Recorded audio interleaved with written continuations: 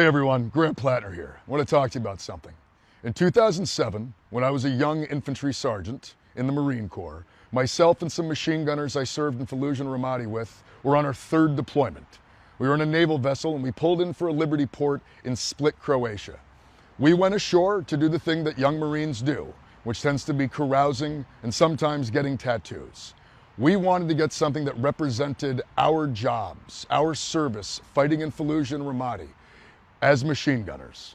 We went ashore, we found a tattoo parlor after a fair amount of heavy carousing, and we found a tattoo on the wall, a piece of flash that looked like a terrifying skull and crossbones. We thought it looked cool, and so we got it. I have had this tattoo for the last 18 years. I re-enlisted into the United States Army with this tattoo, where I was screened for hate and gang-related tattoos. I worked for the State Department as a contractor, where I got a full physical, which included screening my tattoos.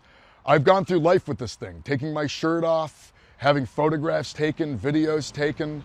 I've been very, very open in my life with the fact I had a skull and crossbones on my chest, because that's what I thought it was.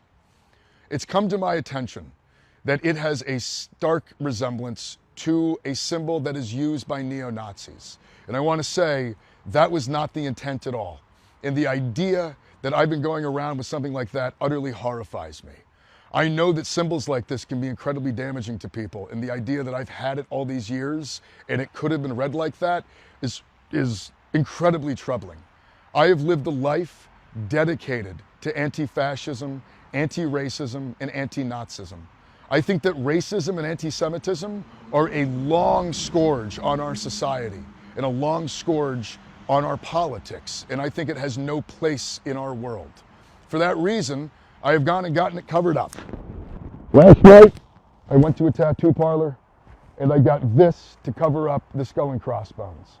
It's a Celtic knot with some imagery around dogs, because my wife Amy and I have two wonderful dogs that we love a lot. This far more represents who I am now than even the skull and crossbones did, which I thought that it was. This has come up because the establishment is trying to throw everything it can at me. It is terrified of what we are trying to build here. Every second we spend talking about a tattoo I got in the Marine Corps is a second we don't talk about Medicare for all. It's a second that we don't talk about raising taxes on the wealthy. It's a second we're not talking about the material struggles of Mainers as they try to scrape through a system that at its core is trying to rob them. And that's why tonight, I'm just going back right out on the road. We're holding a town hall in Ogunquit, where much like I've been doing for the past month, going around the state of Maine, making myself accessible to Mainers in their communities so I can listen to them.